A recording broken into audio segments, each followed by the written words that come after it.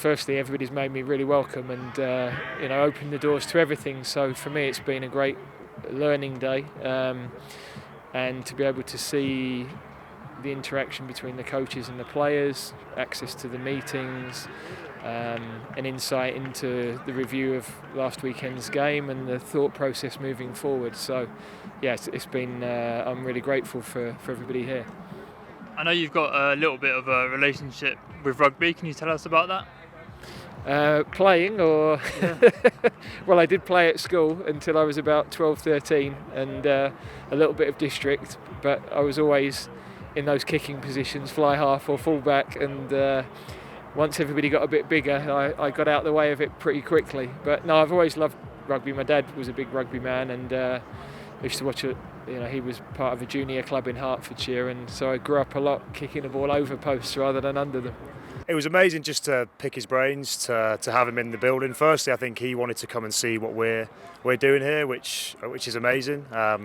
And yeah, I've met him a couple of times, but every time you meet him, I think you like him even more. I think it's why the whole country is really behind that England team at the minute, is because mainly down to him and what he's done. So he sat in a few of our meetings.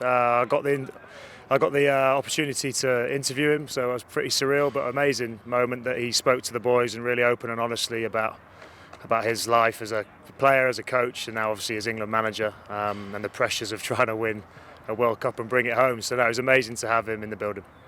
He knows, he's been there, he knows how to help these players, and I think that's what you got from him, is he really cares about his players, and I think the coaches really like that as well. Everything you do each day, the culture of the group and the environment sets the tone. So there's obviously important to have very good players and that the tactical game plans are right and the detail is right. But the culture around the whole training ground from all of the staff, all of the players, really sets the tone, and I think they're really closely entwined to being a successful team.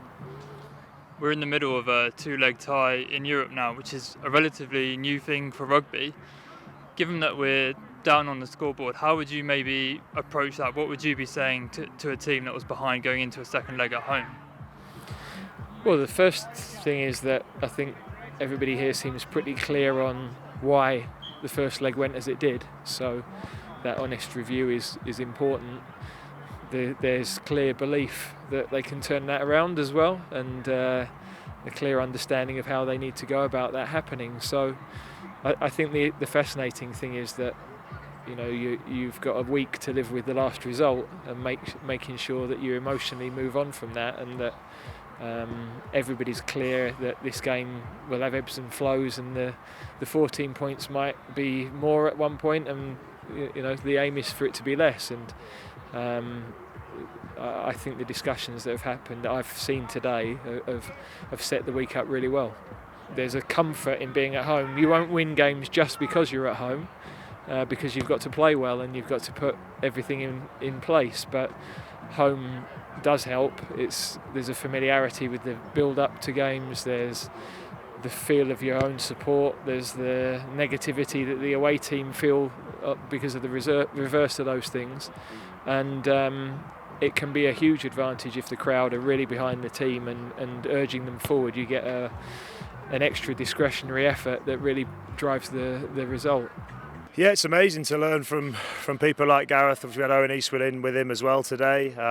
Two guys that if you get 5 minutes to pick their brains, you ask them questions. I think the best thing about Gareth is just so down to earth. He's just a normal lad, and he says he's in the best job in the world, and I think he's got some massive football fans in the room.